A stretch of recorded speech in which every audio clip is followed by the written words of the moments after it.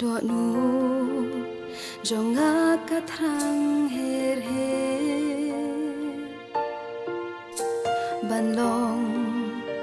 kum ka do nu jong mi bakloi ban ma bat suki ban bita ban le isnei na benta kiwe ben long yanga huatiar jong mi bangang sam ya jeng ngai ngai shem la mi bangang long uba sauret kadonu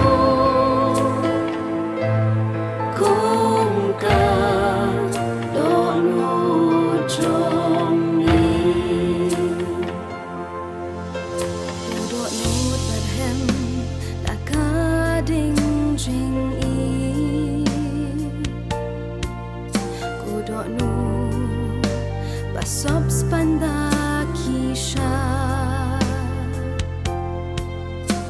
banjan shami nanom ting om smi to sop jing mong jong ako nong ben kya ben long yanga huatiar jong mi bangang sam ya jeng ngai ngai shem la mi bangang long uba sauret kadonu kum ka donu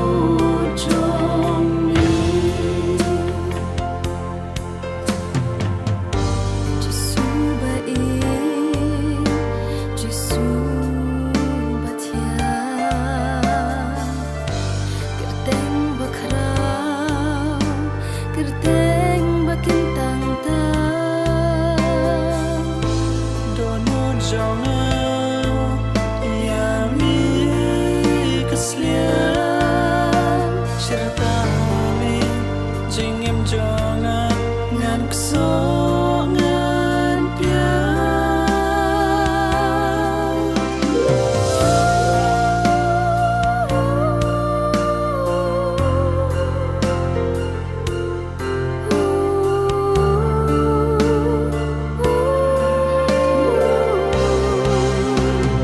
ben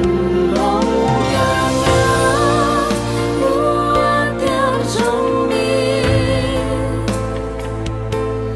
bangang sam ya jeng ngai ngai shem la